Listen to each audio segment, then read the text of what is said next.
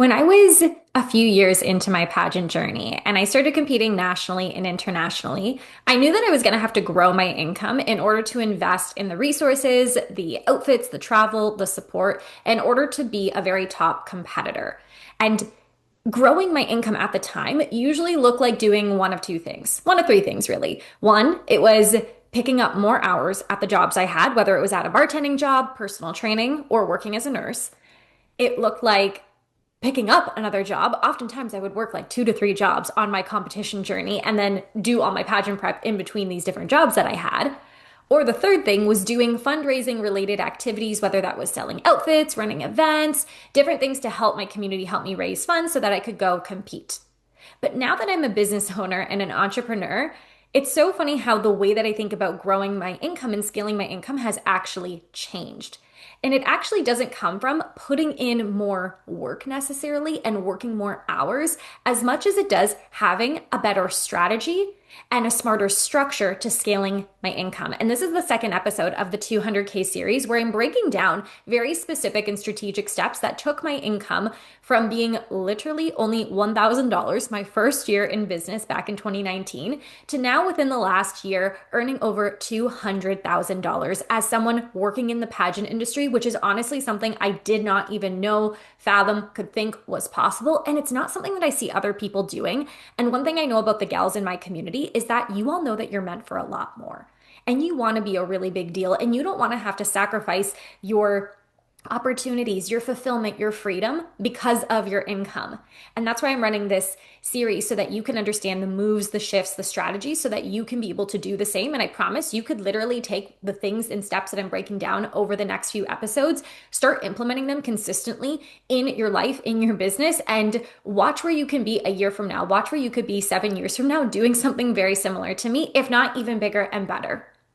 Now, in this episode, I'm actually going to be talking more alongside the moves and the strategy of things that I did over the last year that really helped my income grow while still being able to travel, compete in pageants, and have what I would say is a very open schedule and calendar. It's funny because sometimes I'll have girls say to me, or friends, they'll be like, I know you're so busy. And I'll say, yes, I'm so busy, but at the same time, I'm really not.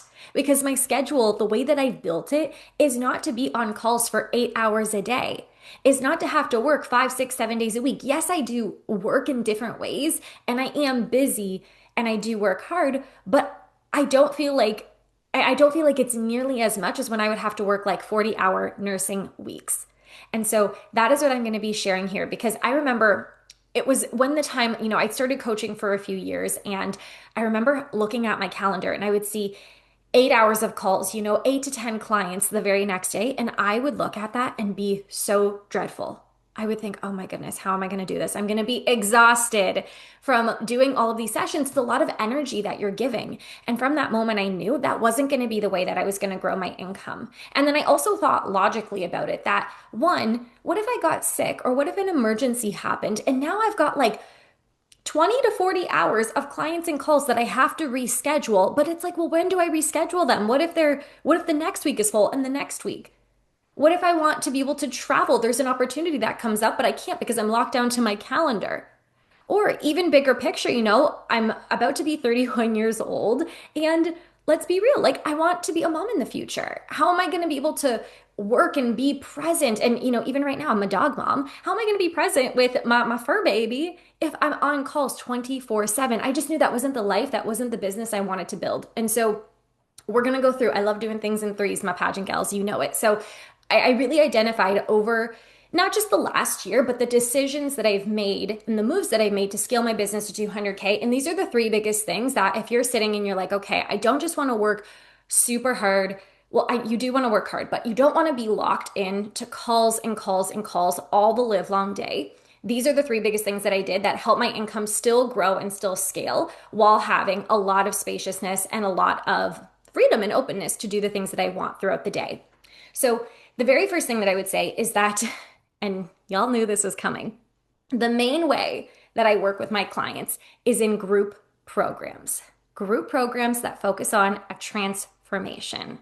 And this has been something that I've been doing really ever since I started my business, but I've really started doubling down on it over the last year and really closing down a lot of like one-on-one offers and spaces and focusing mainly on group programs. And particularly in 2025, when I hit my 200K year, I had three main group programs that were open year round. Now we've actually simplified that even more to two group programs, but I had the Make It Rain membership, the Queen Collective, and the Empire Mastermind. Those were my three main programs that someone could come into at any point in the year that were a group format. So this means that I could have 10, 20, 30, sometimes even 50 women inside like our Make It Rain membership and be earning income, but it didn't require more of my time. And the biggest shift that I had to do in order to make this my main business model, one is realize that I'm really good at facilitating groups, at being the leader of many people and bringing people together that are all on a common or similar mission. And the other thing is that I had to really learn how to sell groups because I get that most pageant women look at pageant coaching or look at coaching in general and think, give me an hour of your time. Let me pay $100 or $150 and teach me about runway or interview. And I really had to break that model by saying, I'm not offering that. And that, yes, you might look at my program and you might think, well, I don't even get you one-on-one, but I'm paying like triple what this other coach I would pay. Why would I go to you? So I really had to do a lot of my own mindset work and then a lot of my own program development in these groups to not only bring clients in and sell them on why groups are the most beneficial thing that you need if you don't only want to win pageants, but to also grow your own business and income and be really confident in the process that every woman can succeed and that we're not taking away from anybody else. But I also had to learn how to sell that to my clients too, and to bring them in and to help them get results and then get really great testimonials that grew even more and attracted more women into these spaces. So that now when people come to apply to work with me, they're not even applying for my one-on-one coaching.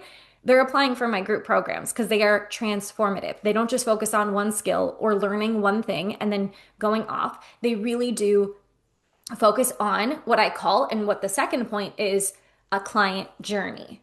So part one of this, scaling to 200K, was focusing on group programs so that I didn't have to be on 8 to 10 hours of calls per day. I can be on 3 calls per day for my groups and be able to still earn even more income. But the way that I structured these group programs and figured out like how are they, what are we doing in these programs and where am I taking clients to is by thinking about my client journey. And this is something I saw a lot of people don't think about in the pageant space. It's a huge gap that I saw. And I say the pageant space, but I have clients who work in many different in different industries. But it's actually thinking about where are you taking people to? So this is where you have to shift away from I help you with interview or I help you eat better, and to think, okay, once someone starts working with you or starts on their health journey or their fitness journey or their pageant journey or their business journey, where are we taking them to? What are the things that they have to learn? And then once they get to that point, what's next? And this creates this identity that someone can see themselves not just learning a skill, but becoming somebody who progresses and gets results and continues to get results. So the gap that I saw in the pageant industry was that women would compete and then there would be, whether they win or lose, this gap in support, this gap in women are winning the crown and they're miserable and they're burnt out. Or they don't win the crown and then they're like, they feel lost, they feel exhausted, and then they try and compete in another competition and they go back into the same cycle. So it's constantly in this like up and down cycle. And I didn't see any programs or any spaces where we were actually looking at women going along the journey of growth, of growing their own brands, of growing their own movement and platform, and then growing their business so that they don't feel like they just get a really big confidence boost once they compete. It's something that they can actually maintain and stay in their queen identity through different seasons of their life, whether they're competing, having a title, or not. And so my client journey no longer just became about winning the crown. Actually, my membership that I used to have was called Win the Crown. And that's why I changed the whole name and the whole messaging of that membership, because I didn't want to just be known for Maria helps you win the crown. And I started intentionally shifting it from you win the crown to I help you win pageants, be the queen of your life, and build an empire that helps you build a life of freedom and unlimited income on the other side of it. That creates a longer client journey. So that way, clients don't just stay with me when they compete in pageants. They know that there's a next step that they can take. And truly, the biggest thing that I learned over this last year is that your current clients are your best clients and that your best clients want to stay with you. But right now, a lot of people, and especially if you're in the foundation building phase, this might not be something that you're thinking about. But once you've started working with people and you've made sales and you've worked with clients, you start to realize that it becomes a lot harder to get a new client because you have to build trust, you have to build the relationship, you have to get the sale, you've got to deliver. It takes a lot more effort versus having someone that you've already built a relationship with. They've already got the trust. They know that you're great at what you do. They know that you can help them and giving them a pathway to continue on. A lot of you are capping your income simply because you're not helping people think about the next step and you're not helping them take the next step. And a lot of people would continue to pay you more and pay you longer if you thought about the client journey that you want to help people with. And so that's where, again, Maria the Pageant Gal wasn't just win the crown and then I don't see you for the rest of your life. It was win the crown, be the queen of your life, where you can come to retreats, you can stay in the membership, you can take different programs and build a business on the other side, which is now how we've had clients stay with me for 3 years, 4 years, 5 years, even 6 years since we started. Actually, my very first client that I had back in 2019 just joined one of my programs in the last month. So literally, when I tell you my clients stay with me for years and years and years, not just for single sessions, but because of the person that they continue to become along the way. The third move. So first we had group programs, scalable group programs. The second is focusing on a client journey that helps with client retention. The third move that I had to make in order to scale to 200K, and what I'm still continuing to do as I scale my business to 300, 400, 500K and $1 million, is focusing on simplified moves. This was key. There are so many things that you could be doing to grow a business. So many things, just like pageants. There's so many things that you could be doing to improve your pageant skills, to improve your confidence. In business, you could be, if we just think about content, you could post content on LinkedIn, on TikTok, on Instagram, on Facebook, on Pinterest. You could be doing emails, you could be doing YouTube, you can run a podcast like we have here. That's just content. That's not even talking about like sales and other types of marketing and other types of events and community building. There are so many things that you have to do, and you do want to learn all of those things and test out those things. Like I used to do YouTube videos back in the day, and then I used to post all of my posts from Instagram onto Pinterest. And there's just so many things that I have done and trialed. And now that I've been in business for, over 7 years, the last year I've looked at my life and my programs and what's worked and said, okay, yes, I'm still going to trial out new things, but I'm going to double down on what I know works. And three of the most simplified moves that I've had to make, well, it's really around two different areas, right? The moves that help me scale when it comes to marketing and the moves that help me scale when it comes to sales. So marketing is the promotion side. This is really my content on Instagram and TikTok. I started tracking every single month the content that was doing the best and recreating those types of content. Community events. So this looks like collaboration events. Speaking to different groups, pitching myself to different pageants. This looks like running Instagram lives or live events like masterclasses that always convert very well. Again, I stopped just kind of putting things together because I knew they were fun and that they kind of worked. And I started identifying this actually works. And I'm going to plan it over the year and track what happens from it and then continue to implement and grow so that we can have better conversions and results on those things. We're getting like super business nerdy here. And then when it came to the sales process, I became much more intentional with the sales conversations that I was having. So because I was raising the prices of my programs, I knew that I wanted to make sure I was having the right people join and qualifying people. So I actually started doing sales calls last year for the first time in forever. Sales calls being like a free 30-minute call where I have a conversation with someone and figure out if they're a fit for the program and then offer them the next step. So when it came to sales calls, I also had to learn how to run them, right? Because that wasn't a skill that I had built up very much. So I had to learn how to have a pre-qualifying application. I had to learn, okay, can I have a conversation with someone in the DMs or on a sales call? How do I follow up on the sales call? Are they paying on the call? Like there's just so many things to learn. And what I really did in 2025 to scale to $200,000 was I started focusing on what was working. I started taking my emotions and, oh, this isn't working and they didn't pay and I didn't get the sign up and what am I going to do? And instead, I started looking at data and I started simplifying the moves that I knew would work.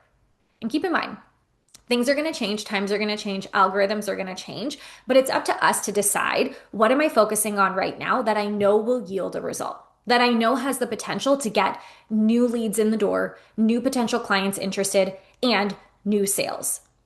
So, what I focused on again are live events, content, which these are things I'm actually going to talk about in the next couple of episodes, sales calls, and branding. And actually, the next episode of the 200K series is all around building up your brand that stands out and has people paying you for who you are, what you know, and what you do. So get ready to watch that one.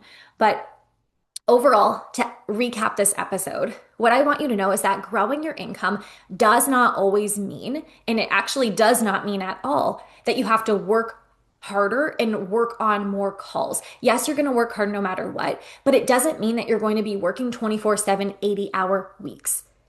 If that was the case, nobody would be doing it.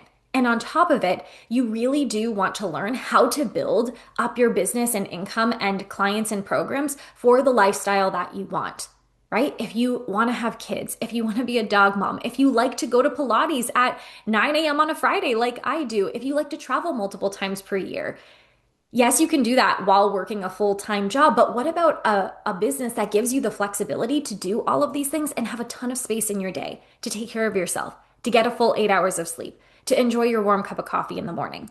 It's not about working on more calls, it's about working smarter and having the right structures and strategy in place. And again, these are all things that we focus on and work on inside my Empire Mastermind, which is a 6-month container helping you grow your social media, grow your brand, and grow your income so that you can always be the queen of your life who is in charge of your schedule, your time, your opportunities, and freedom. The application is linked below. I want you to send in an application if you know that that is the next step for you to help you build your own empire. And again, you can go right now to episode 3 of the 200K series where I'm breaking down all the steps that I had to do to build a 200K business in the last 7 years. And the next episode, we're talking about branding. So that is all for this episode of the Pageant Gal podcast, and I will see you in the next.